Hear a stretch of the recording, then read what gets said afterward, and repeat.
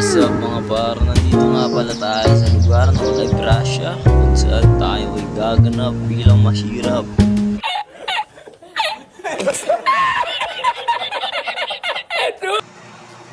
Yan. So, then you need libintiko. Ay sir, ganda ng suot mo sara. Bilang isang mahirap, kailangan natin maging mayaman dito sa syudad. So, ang gagawin natin ay mag-aanap tayo ng trabaho. Yumaman tayo, mag-a-apply tayo bilang pulis. Follow nyo ako Bye-bye. So, simulan natin.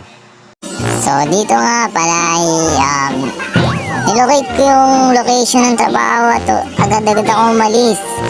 Siyempre, sabi na mahirap, di ba? Kailangan nating hanap ng trabaho. Muntik pa ako mabungguhin, no? Sir! Yan. Pupunta tayo dun sa trabaho. Napakalayo, boy. Hirap mag-drive yan ang dulas ng motor.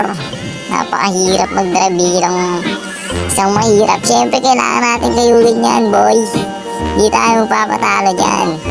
Ang layo niyan, boy. Kaya pagpagura natin pumunta para bilang isang mahirap, kailangan natin yumaman, di ba? Paghihirapan natin yan, boy. Napakalayo. Titignan mo yung malayo pa lang, ang hirap-hirap na punta, no? Pero tsaga-tsaga tayo dyan, syempre. Tsagain natin mag-drive yan. Kailangan natin ng ano dyan tsaga. Boy, medyo malapit-lapit na tayo. Kaso bigla tayo na semplang, aray ko, pakak. Pero hindi tayo magpapatalo dyan, boy. Malapit na tayo, no? Kaya, tsaga-tsagayin lang natin yan at makapagtrabaho na rin tayo. Pag yumaman tayo dito sa syudad ng Librasya, mag-a-apply tayo ng police para malaki yung kitain natin, no? Yan, no? Parang ibang bansa pa yung pupuntahan natin, boy. Ang hirap pumunta niya, no? 3,000 meters pa, boy. Pero sige, pagpatuloy lang natin yan kahit madulas yung daan at ikilala yung motor. Tiyan mo, tumawid na ako ng ibang bansa, boy.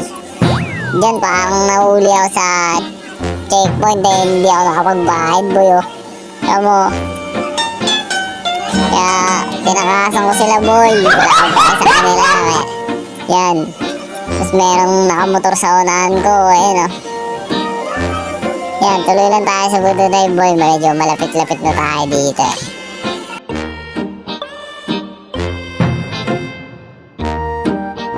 Pre, saan ka punta, pre? Sabi ko, naghahanap ako ng trabaho, tol. Sabi niya. Kaya agad-agad bumana ng motor ko at tutulungan ko siya. Sabi ko, Pilipino ka ba o hindi? Sabi niya naman dito, oo, Pilipino ako. Kaya agad-agad ko siyang kinaibigan para sabay kami. Sabi ko sa kanya, pupunta kami ng trabaho para sabay kaming umangat sa buhay, di ba? Ganoon naman talaga yung mga magkakaibigan, pare. Hindi nag-iwanan, di ba? Kaya kikilan muna natin si Kosa. T-Bone Mendez yung pangalan niya. Sabi niya, hindi ko alam kung saan yung trabaho. Sabi niya, maghahanap siya ng trabaho at kakalapag niya na sa syudad. Kaya sabi ko, tara, sumunod ka sa akin. Sasamahan kita sa trabaho. Kaya agad-agad yung sumunod sa akin. Nagtiwala siya agad. Kaya dumiretso na kami, pinagpatuloy na namin yung lakad namin at pumunta na kami agad-agad sa trabaho namin. Yan. Sabi ko sa kanya, diretso lang pare, diretso kami hanggang sa nakarating kami sa pinakatumbok. Hindi pa kami nakarating kasi nga sobrang layo, Makikita nyo na mga kosa, 2,000 meters pa, di ba?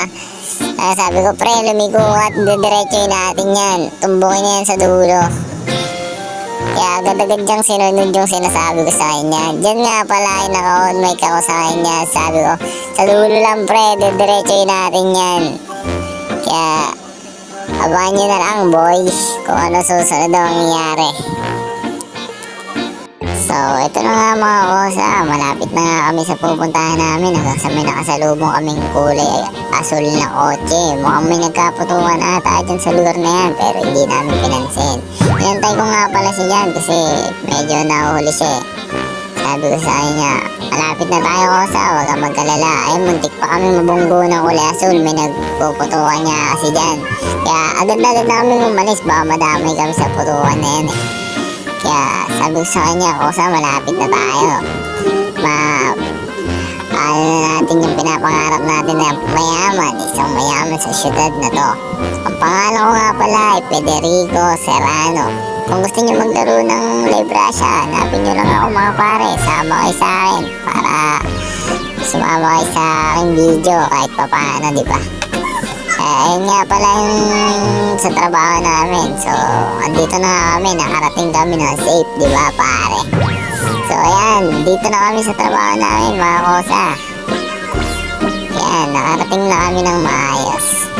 Medyo nag-stack up nga lang tong si Kosa natin. Stack up nga lang siya dyan saglit. Pero okay lang yan. Kaya sabihan ko siyang start na namin yung trabaho namin, di ba? Kaya agad-agad akong pumunta dun sa para silipin. Pero tingnan mo parang ganda ng kotse na yun, no? Sabi niya dito paano daw mag-mic. Sabi ko pare, dyan sa gilid mo. Kaya, ayun, ganda talaga ng kotse na yun, no? Sana ganun tayo lahat, di ba? Sana all mayaman. Sabi ko sa kanya, tara na pare, magtrabaho na tayo. Sabi ko sa kanya, yan. Kaya abangan nyo na lang guys. Magtatrabaho na kami para yumaman. So, ito na nga mga kakosa ko. Agad-agad kami nag-apply ng trabaho. Welcome to Live Russia, sabi ni Leonid. Pero, nagmamadali kami kaya agad kami nagpalit ng damit, di ba? Diyan, medyo nahihirapan pa kami. Kasi di pa namin alam medyo yung trabaho namin. Nagtataka pa kami. Ayan, libot-libot muna kami dyan. Pahangin-pahangin kasi nag-aantay kami nagpapaturo. Tapos, ayan, may gagamba dyan, oh. Sabi ko sa niya, sir, ganda ng damit mo. Santa Claus na may gagamba. Yan, ayun yung tropa ko si T-Bone. Sabi ko sa kanya, pasok na tayo dun, pre. Agad-agad kong hinahanap dyan kung paano kami mag-i-start. Kala ko, uwa kami ng truck. Kala ko, sasakay kami at mag-deliver. Pero hindi pala. Iba pala yung kulay pula sa mapa. Ayan pala yung kulay pula. May gang si kuya. Astig ka, Kosa, ha? Tapos agad-agad kong hinahanap dun sa loob. Pero wala pa rin eh. Tinignan ko, sinisipat ko kung paano kami magsisimula. Hanggang sa tanong-tanong na ako, kuya, paano kami mag-i-start dito? Dito ba sa kulay heart na yan? Sabi sa kanya.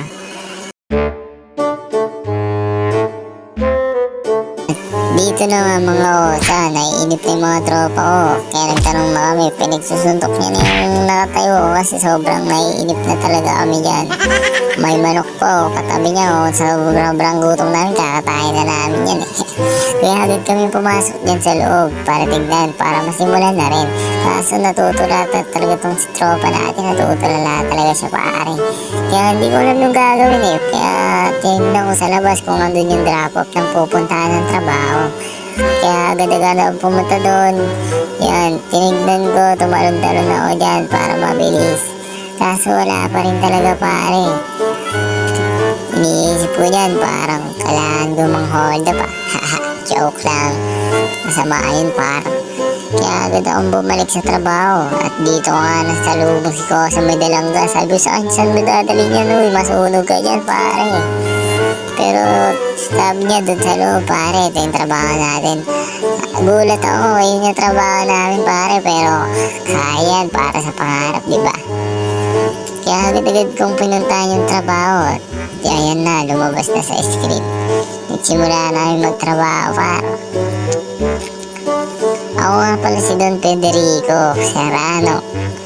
Magiging Don yan pag yumaman kami, di ba pare? Tiwala lang. Kailangan natin ng tiyaga-tiyaga at mahabang panahon para yumaman. Abangan nyo ang ma-upload ko palagi mga Kosa. Baka gusto nyo maglaro dito sa Live Russia. Tignan nyo, babaliw pa yung karakter ko dyan pero hinihigop yung gas. Yan, pabalik-balik kami dyan para hanggang sa mag-level to yung yung level ko para tumaas yung kita ko. Hindi ko alam kung bakit nagkakaganyan pag nagbubuhat na babaliw yun, no? Kaya Yan, dadrop off ko lang yan dyan at pupunta ulit doon. Pabalik-balik lang tayo parang sa imamin tayo. At mag-a-apply tayo ng police. Di natin kakalimutan yan si Tibon. Sasama natin yan. Ayan yung unang tropa natin yan dito sa syudad, pare. Kaya, ayan o. Tamang buhat. Mga gusto nyo maman. Kailangan mo talaga magsipag, pare, para umangat ka sa buhay, di ba? Motivation yan, pare. Yan. Kinamusta ako sa dyan, pare. Okay ka lang ba? Sa inyo, okay lang, pare. Kaya pa. Kaya, ayan, pare. Yan, nagpatuloy kami magbuhat, maghapon. Maghapon na kami pagod sa trabaho, pero hindi pa rin kami sumuko. So, ayun mga tropa, hanggang dito na lang tayo. Kakatapos na lang namin magtrabaho ng kosa natin si T-Bone. So, for more updates mga tropa, abangan nyo yung part 2. Follow nyo ako ha. Bye-bye.